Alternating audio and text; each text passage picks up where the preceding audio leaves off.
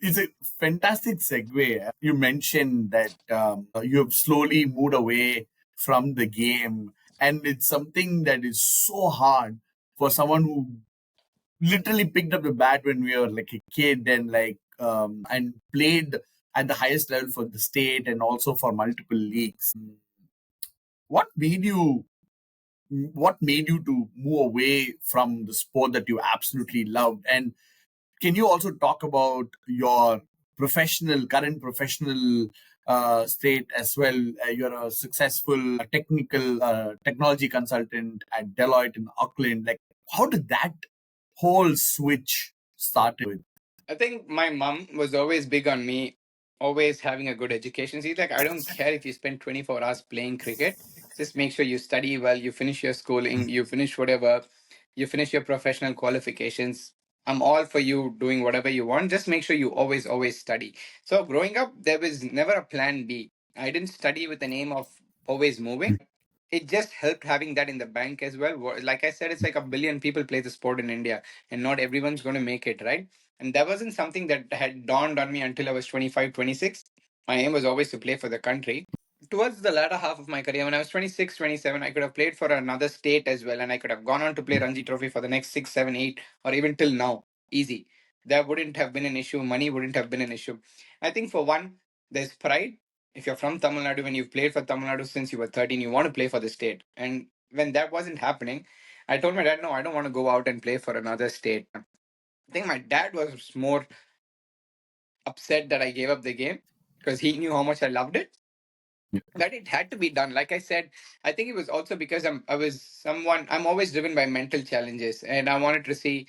I love my numbers. I love math. I love finance. So I wanted to take up something along those lines, which I ended up doing. I got into Deloitte. So I think a couple. I had a break of 3 weeks before my last cricket game and my first day at Deloitte.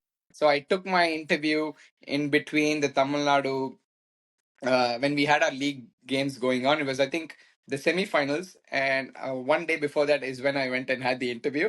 So in my head, Wow. that was my first interview, and I'm like, yeah, பார்க்கலாம் என்ன நடக்கிறதுன்னு. So I just went in. It was a good chat, and they offered me the job as well. The only thing at that point in time was I asked them how much I'd be getting paid. So they actually gave me a quote, and I'm like, is that it? So the partner, the HR, the director, all that, they started laughing because I was making one third of what I had made when I was playing cricket, right? So, and I'm like, oh shit, I'm in deep trouble. Have I made the right choice there? Because purely when you're 26, 27, you're making enough money to live on your own. But my parents were like, if this is what you think you need to be doing, go for it. And I think I don't regret it at all. I've had an incredible time. I've been with Deloitte. I was with Deloitte for 3 years in India. Then I had the opportunity of either relocating to London, Melbourne, or Stockholm. And I think Auckland was the other option. And the team here, they were doing work that I really loved. So I think, oh, you know what? Why not? Let's just move down and see how it goes. And like I said, it's like I haven't looked back. One thing people need to take into consideration is cricket's not the end of the world. I know everyone wants to go in and have just a plan A, and the fact that you might have a plan B might mean that you're not giving your plan A everything. Um, That's glorified. In a yeah, sense, it's glorified. those lines are blurred because as a 22, 23-year old, when you're playing cricket, you're not actually thinking about anything. So there needs to be a Yeah. realistic point. Yeah, because of all the franchise league crickets and stuff, cricket leagues that have come up, that line can now be pushed till 27, 28. But at what point do you think that, you need to take a call? That is totally up to you. Uh, Personally, I was ready from the time I hit on 25 that I could go either way. So that actually gave me the freedom to go play the game how I wanted to, rather than it being a burden. Because I kind of felt like I've got something in place. Yeah, cool. So let me just go play the game for the reasons I started, and not because I want to get selected or whatever. And I think it kind of brought the best out of me.